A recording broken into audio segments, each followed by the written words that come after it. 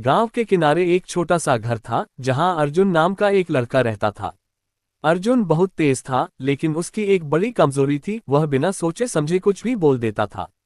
गांव में कोई भी गलती करता तो अर्जुन तुरंत उसका मजाक उड़ाता। किसी की भावनाओं की उसे जरा भी परवाह नहीं थी। एक दिन गांव में एक बूढ़े साधु आए। लोग उनके पास अपनी परेशानियां लेकर जाते और समाधान पाते।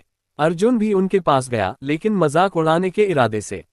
वह बोला, बाबा, लोग कहते हैं कि शब्दों में ताकत होती है, क्या सच में शब्द किसी को चोट पहुंचा सकते हैं?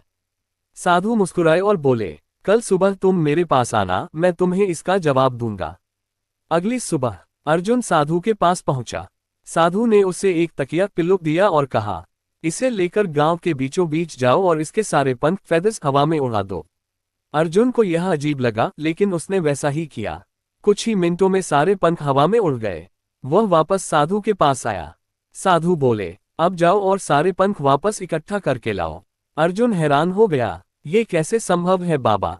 वो तो हवा में कहीं भी उड़ गए होंगे। साधु ने गंभीर होकर कहा, ठीक वैसे ही, जब तुम बिना सोचे समझे कुछ बोलते हो तो वो शब्द भी हवा में फैल जाते हैं। तुम चाहकर भी उन्हें वापस नहीं ले सकते और वो किसी के दिल को गहरी चोट दे सकते हैं। अर्जुन की आंखें खुल गईं।